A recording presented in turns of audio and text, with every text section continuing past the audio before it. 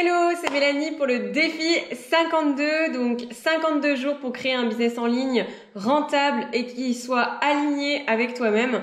Donc bienvenue dans cette première vidéo du défi 52. Donc on n'a pas encore commencé la nouvelle année, mais j'ai quand même envie de faire cette vidéo puisque j'ai cette idée qui m'a traversé l'esprit ce matin et j'avais envie de vous le partager. Donc ce qu'on va voir aujourd'hui, c'est les 7 peurs qu'ont les jeunes entrepreneurs.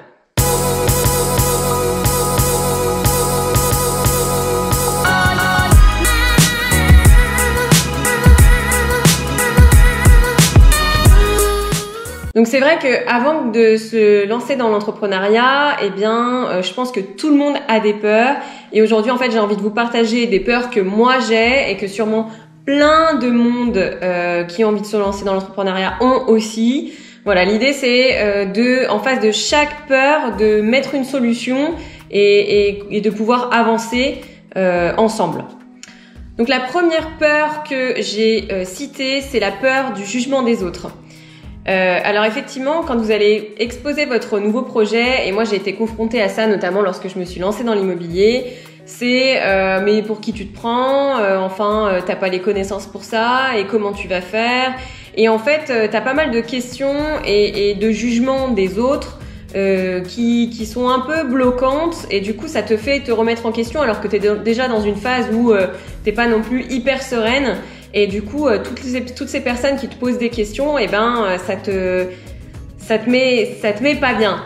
Et donc par rapport à ça, moi, ce que j'essaye de mettre en place, ou en tout cas ce que j'essaye d'appliquer, c'est que le jugement des autres, de toute manière, il sera toujours là.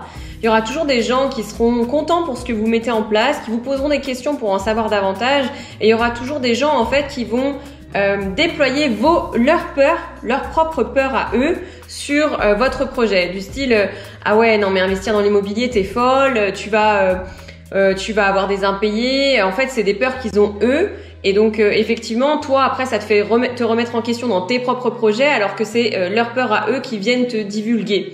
Donc il faut savoir faire la part des choses, et effectivement de toute manière le jugement des autres il y en aura toujours. Quand j'ai lancé ma chaîne YouTube, j'avais hyper peur du jugement des autres. Je me suis dit qu'est-ce que vont penser les gens, pour qui ils vont me prendre, ils vont se dire c'est quoi cette nouvelle youtubeuse, voilà.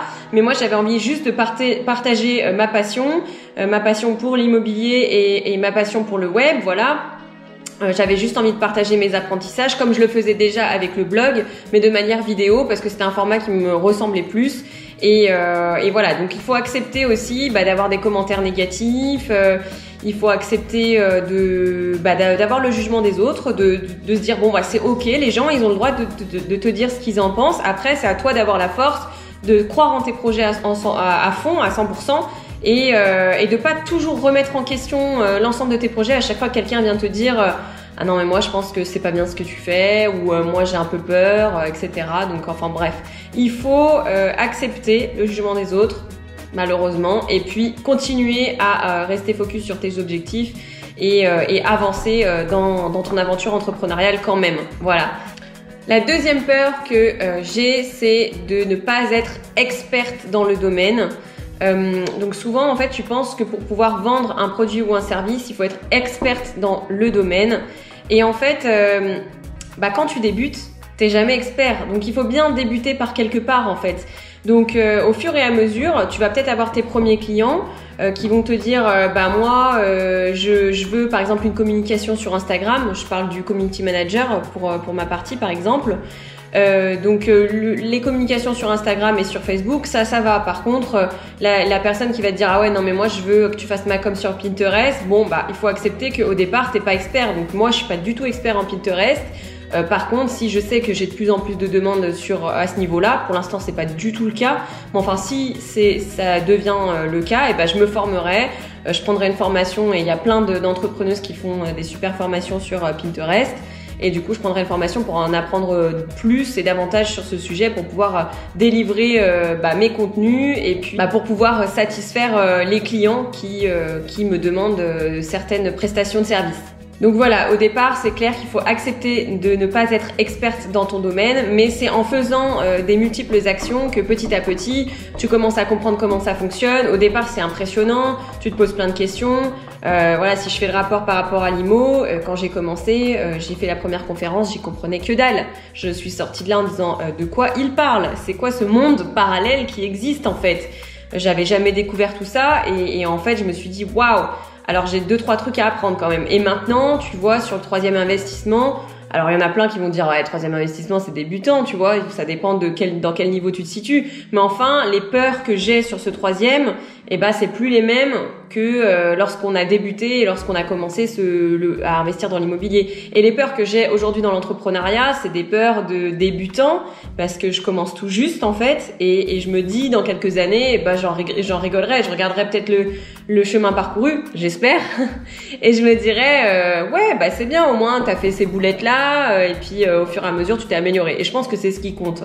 Donc la troisième peur que les jeunes entrepreneurs peuvent avoir, c'est la peur de ne pas être assez courageuse ou courageux pour se lancer à 100% dans l'entrepreneuriat. Alors moi, ça c'est clairement une de mes peurs. Je me suis longtemps posé la question, est-ce que j'y vais, est-ce que j'y vais pas, est-ce que je commence l'aventure entrepreneuriale à côté de mon job, est-ce que je fais les deux en même temps, etc., etc. Et en fait, effectivement, il y a un moment où faut prendre son courage à deux mains et se dire ok, je vais y aller à 100%, je vais tester sur 100% de mon temps et si ça marche pas, tant pis, je prendrai d'autres mesures. À la limite, je retrouverai un job s'il faut et il faut se laisser cette chance. Parce que c'est important. Enfin, je veux dire, si vraiment ton avenir il est dans l'entrepreneuriat, c'est là-dedans qu'il faut que tu ailles et il faut pas que tu t'endormes à rester salarié. Non pas que je dis pas que ce soit une mauvaise chose. J'ai été salarié jusqu'à maintenant et je le suis encore aujourd'hui. Et franchement, merci parce que ça m'apprend tellement de choses aussi d'être salarié, parce que tu es salarié dans une entreprise et derrière chaque entreprise, tu as un big boss, un entrepreneur, une idée, un produit à vendre, etc. Donc une fois que tu as compris en fait comment était formée l'entreprise, la chaîne, on va dire toute la chaîne de l'entreprise, de la production jusqu'à la vente, c'est intéressant par la suite peut-être de monter ta propre entreprise et de toi aussi commencer à travailler avec tes propres clients, tes propres produits, etc. Donc je pense qu'on a tous peur de ne pas avoir le courage de le faire, mais moi je veux pas avoir de regrets et c'est pour ça que je veux vraiment me lancer à 100%. Alors la quatrième peur, c'est une peur qui est liée au syndrome de l'imposteur, c'est peur de ne pas pouvoir répondre aux questions des clients. C'est-à-dire que moi aujourd'hui là je vais lancer un projet avec Corinne, mon associée, vous le savez déjà, sur la formation dans l'immobilier pour les débutants et précisément sur la colocation, sujet qu'on connaît un petit peu toutes les deux parce qu'on le pratique toutes les deux aujourd'hui. Et c'est vrai que on se dit mince, si on a des questions très techniques, est-ce qu'on va savoir y répondre? Voilà. Donc quand on débute dans un projet entrepreneurial, c'est ok de pas savoir répondre à toutes les questions que vont te poser les clients. Par contre, ce qui est pas ok, c'est de dire je sais pas et de pas chercher la réponse. Voilà. Donc moi, quand j'étais commerciale pendant 3 ans à peu près, au départ, quand j'ai commencé le job, je connaissais rien du tout au bâtiment, je connaissais rien du tout aux produits.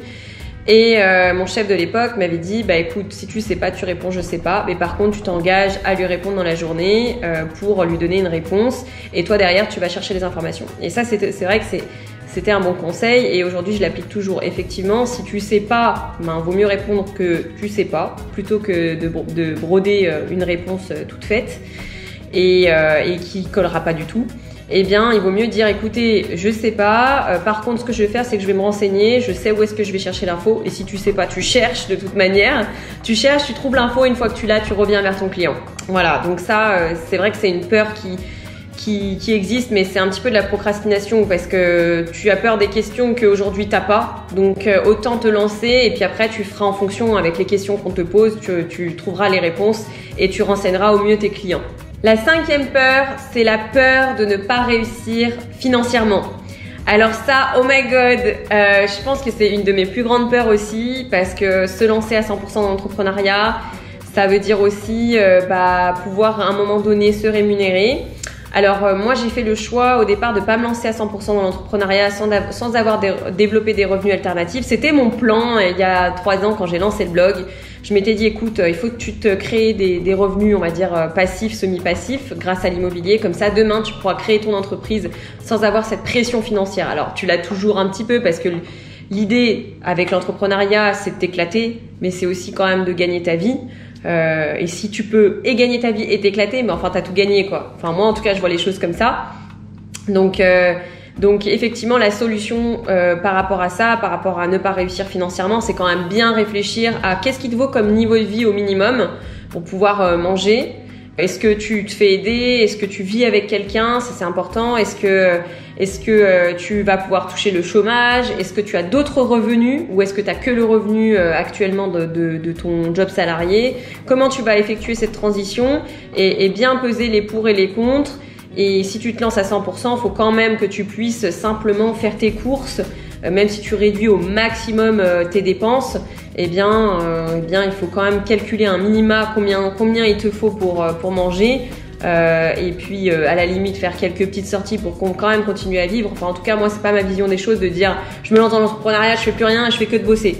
Non, je le fais aussi pour être libre d'organiser mon agenda comme je le veux, libre de pouvoir de pouvoir faire les choses qui me plaisent sans avoir de pression. Et un autre point aussi, c'est que pour moi, c'est important de pas entreprendre avec une pression financière parce que pour avoir discuté avec des gens qui se sont lancés en ayant 0 revenu et en se disant écoute, si tu réussis pas et que tu gagnes pas de l'argent avec ton entreprise, et ben derrière t'as que de chi. Eh bien, tu te mets une espèce de pression horrible que moi j'aurais pas pu supporter. C'est pour ça que on a quand même travaillé avec mon chéri sur la mise en place de revenus complémentaires avant le lancement de ma petite entreprise. Mais j'avais pas envie d'avoir à choisir des clients qui ne partagent pas mes valeurs, par exemple, juste parce que il me faut de l'argent. Non, moi je veux choisir des clients pour des projets qui m'intéressent et qui m'éclatent. Et si vraiment ça me plaît pas du tout, j'aimerais avoir le luxe de dire écoute, non, j'ai pas envie de bosser avec toi. Ça serait vraiment le top. Aujourd'hui, je touche du bois, c'est ce que je fais. Voilà, parce que pour moi, quelqu'un qui travaille sur un projet qu'il aime pas, il va pas fournir un super boulot, quoi. Ou alors, il le fera pas avec le cœur et ça s'en ressentira forcément sur le travail effectué. Donc voilà pour la partie financière. Et ce que je vous conseille de faire, c'est de bien réfléchir et de quand même calculer votre minima en termes de revenus. C'est un sujet sur lequel on a travaillé avec Corinne avant de réfléchir à lancer ce projet de membership sur l'immobilier. Et on s'est posé pendant un après-midi, on a écrit nos objectifs, on a parlé d'argent, on n'a pas eu peur de se dire les choses et je pense que c'est ce qu'il faut faire avec soi-même ou avec votre associé si vous lancez une entreprise à 2. La 6e peur, c'est la peur de trop t'éparpiller quand tu as trop de projets différents. Alors ça, bienvenue au club si vous faites partie des multipassionnés, multipotentiel, zèbre, enfin bref, ils ont plein de noms. Tout ça pour dire que vous aimez une multitude de choses et que vous pouvez avoir, ou vous avez différentes activités dans votre vie et donc du coup vous vous éparpillez, vous dites ah bah tiens ça peut être pas mal et puis la semaine d'après ah bah ça c'est encore mieux ou alors et puis t'as toujours l'impression un petit peu le syndrome de l'objet brillant qu'il y a mieux ailleurs, tu sais que l'herbe est plus verte ailleurs alors que c'est complètement faux hein, tu le sais mais du coup t'es toujours attiré par la nouveauté, t'as toujours de l'énergie pour les nouvelles choses et au final tu t'essouffles très vite sur les projets qui peuvent marcher mais qui méritent plus d'attention, plus de temps. Et en fait, tu laisses tomber ces projets alors que c'est là-dessus qu'il faudrait que tu mettes le focus pour te concentrer sur un truc en fait qui va te saouler au bout de 2 jours. Et voilà. Donc par rapport à ça, moi, ce que j'ai choisi de mettre en place, enfin du moins l'option que j'ai choisie pour cette prochaine année 2021. C'est que pour la première fois, je vais faire du coaching en one-to-one. Donc, je vais me faire coacher par une personne. Et donc, l'idée, c'est qu'il m'accompagne pour pouvoir créer mon plan d'action et que ça m'évite de partir dans tous les sens. J'espère que ça va me servir. Et je pense que oui, parmi vous, il y a peut-être des gens qui se sont fait coacher en one-to-one et qui vraiment trouvent que c'est essentiel pour pouvoir avancer dans l'entrepreneuriat. Peut-être que je vais me dire... pourquoi je ne l'ai pas fait avant mais en tout cas je suis prête à le faire et donc ça va être un coaching tous les 15 jours pendant 3 mois et on verra bien ce que ça va donner. Voilà, c'est la solution que j'ai trouvée pour éviter de trop m'éparpiller parce que de toute manière c'est ma nature, je suis comme ça, j'ai toujours envie de faire plein de choses et j'ai pas trouvé de solution pour pouvoir arrêter ça. Je pense que c'est juste moi en fait. Et c'est juste qu'il y a un moment, tu peux pas avoir 24 000 projets. On va dire 1, 2, 3 et peut-être 4 maximum. Et au bout d'un moment, tes journées font 24 heures et tu peux pas non plus travailler nuit et jour parce que de toute manière, ton énergie, elle est pas disponible pour travailler nuit et jour. Il faut quand même que tu dormes. Et voilà ce que j'ai trouvé donc à mettre en place pour pouvoir contrer cette 6e peur.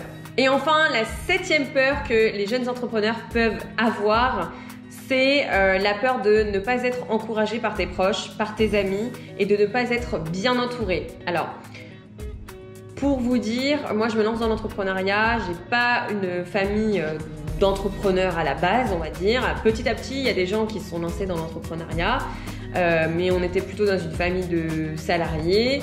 Et du coup, j'avais peur de pas être accompagnée sur mes projets, qu'on me dise non mais t'es folle. Bon, de toute façon, on me dit toujours que je suis folle, ça change pas grand-chose.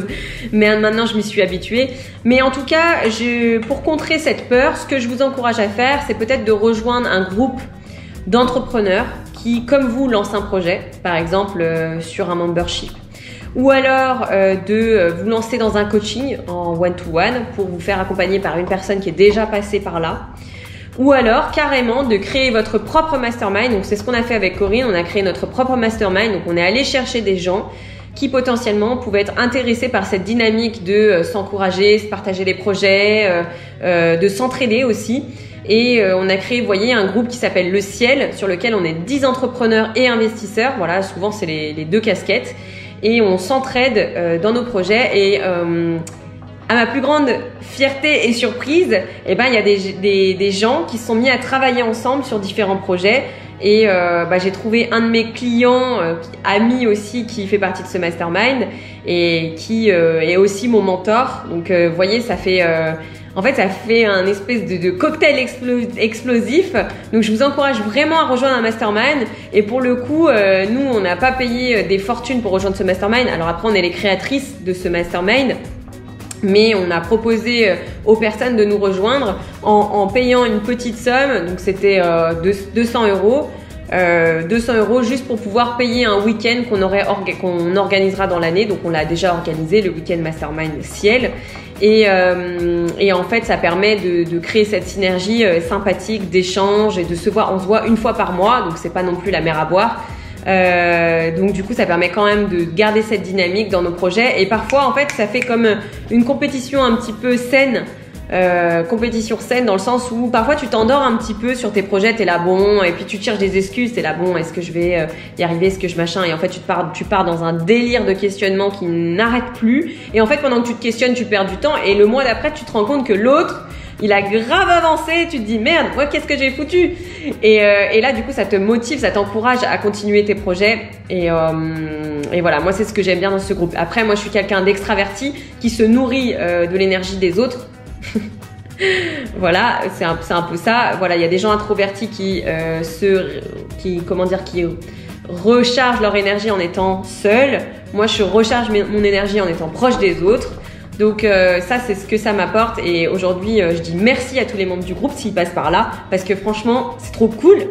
Et j'espère qu'on va continuer ça l'année prochaine avec Le Ciel, et voilà. Donc voilà pour les 7 peurs des jeunes entrepreneurs. Voilà pour cette première vidéo du défi 52.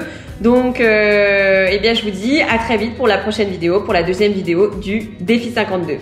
Salut, salut.